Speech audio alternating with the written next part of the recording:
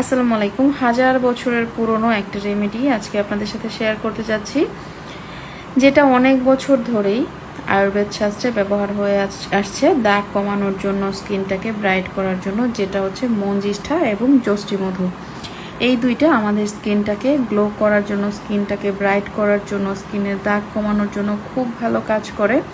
তো আমি আজকে আপনাদের সাথে শেয়ার করছি কিভাবে কি করতে হবে। প্রথমে হচ্ছে আমাদের একটা সুতি পাতলা কাপড় নিতে হবে, এর মধ্যে দিয়ে দিতে হবে চালের গুঁড়ো। তারপর দেখেন এই যে এরকম একটা বানিয়ে নিতে হবে, এটাকে কি বলে আমি আসলে জানি না।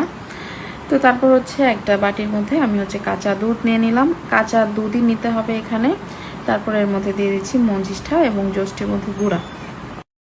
তো এই দুইটা দিয়ে ভালোভাবে মিক্স করে তারপর হচ্ছে এই যে দেখেন এটা দিয়ে দিচ্ছি। এটার মধ্যে, এই দুধের মধ্যে এটাকে ডুবিয়ে রাখতে হবে 15 থেকে 20 মিনিটের মতো। তারপর হচ্ছে আমি এই যে জিনিসটা আছে এটা আমার স্কিনে বা আপনার স্কিনে এটাকে হালকা হালকা করে রাব করে করে মাসাজ করতে হবে। মাসাজ করার পর আপনারা এটাকে 15 থেকে 20 মিনিট রেখে দেবেন। সেম এইভাবে এই যে দেখেন দেখিয়ে দিচ্ছি কিভাবে করতে হবে।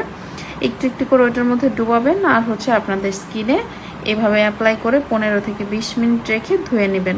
খুব ভালো রেজাল্ট আসবে।